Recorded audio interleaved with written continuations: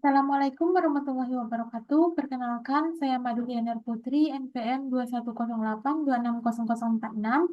Di sini saya izin untuk mempresentasikan mind map di blok psikiatri.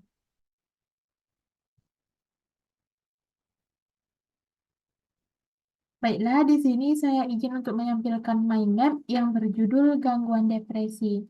Nah, yang pertama di sini saya akan membahas tentang definisi dari gangguan psikiatri tersebut. Nah, untuk definisi dari gangguan psikiatri ini, gangguan psikiatri ini merupakan gangguan suasana hati ataupun gangguan mood yang dapat mempengaruhi pola pikir, perasaan, dan juga aktivitas sehari-hari. Paling sedikit itu sudah terjadi selama 2 minggu berturut-turut. Nah, adapun epidemiologinya itu untuk prevalensi penderita depresi di Indonesia itu sekitar 2,5 sampai 9 juta dari 210 juta jiwa penduduk. Nah, untuk perbandingan antara wanita dan pria itu berdua berbanding satu, di mana wanita lebih banyak dibandingkan pria. Bisa, di mana untuk wanita ini biasanya berhubungan dengan perubahan stradiol maupun testosteron pada saat pubertas, itu di usia 25 sampai 40 tahun, 44 tahun. Nah, adapun etiologinya itu dia bisa disebabkan oleh beberapa faktor, di antaranya ada faktor biologis ataupun faktor genetik dan juga faktor psikososial.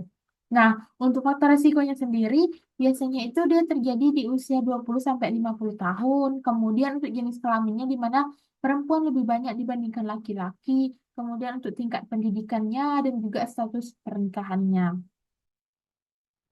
Kemudian untuk patofisiologinya sendiri, di mana gangguan depresi ini dia terjadi karena adanya ketidakseimbangan neurotransmitter.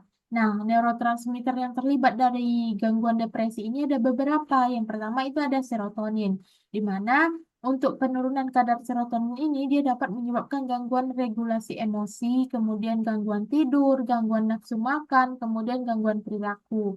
Sedangkan untuk norepinefrin itu untuk penurunan aktivitas norepinefrin ini dia berhubungan dengan penurunan energi, motivasi, dan juga penurunan konsentrasi.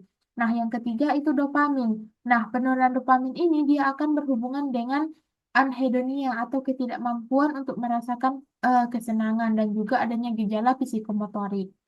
Nah, gejala klinis dari gangguan depresi ini dia ada beberapa. Nah, disingkatnya itu SIGECAPS, di mana S-nya itu sleep, kemudian interest, guilty, kemudian energi, concentration, appetite, kemudian psychomotor retardation, dan juga bunuh diri.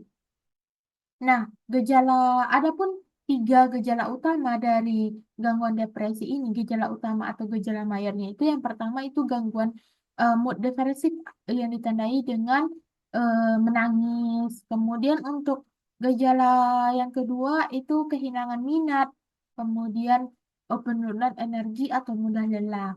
Nah, untuk gejala tambahannya atau gejala minornya itu dia ada berupa penurunan konsentrasi, kemudian tidak percaya diri, pesimistis terhadap masa depan, ada keinginan untuk bunuh diri, gangguan tidur, dan juga penurunan nafsu makan.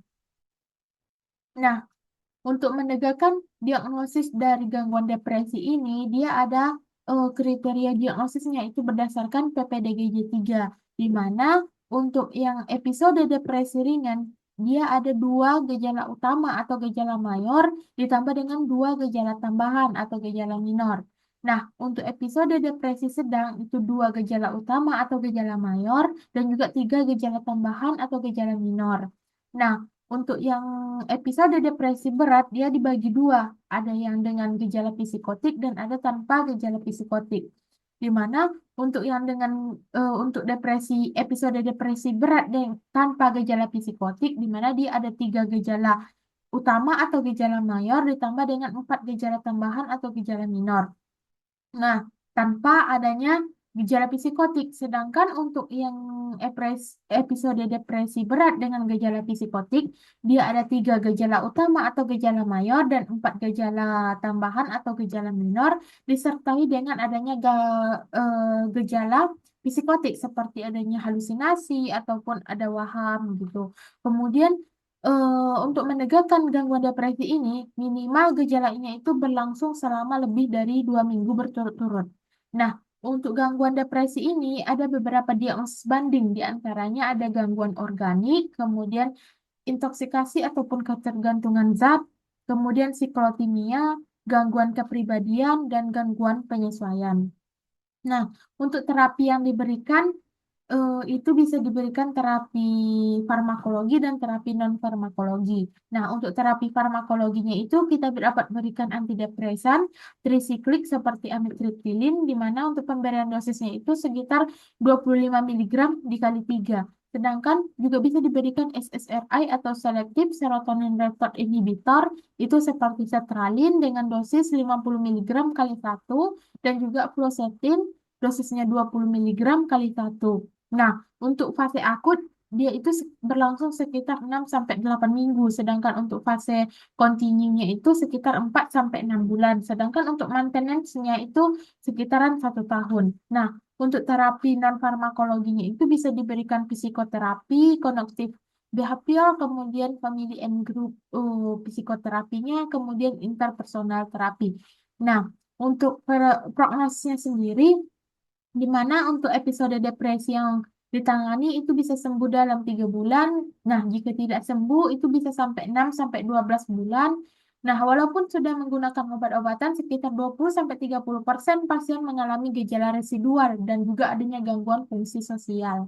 Nah, untuk edukasi yang dapat kita berikan ataupun pencegahannya itu di mana biasakan untuk bisa mengelola stres atau edukasi untuk mengelola stres, kemudian gaya hidup sehat, kemudian deteksi dini beberapa gejala, sigacap tadi, kemudian membangun hubungan positif, baik itu antara keluarga, sahabat, kerabat, maupun tetangga.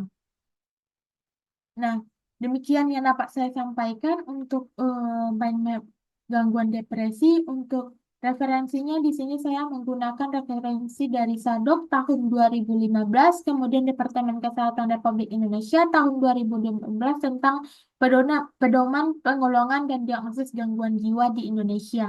PPDGJ 3, kemudian buku 1 diagnosis gangguan jiwa PPDGJ 3 tahun 2013 dan diagnosis gangguan jiwa rujukan PPDGJ 3 dan DSM 4, kemudian juga menggunakan Robertson tahun 2015 tentang psikiatrinya.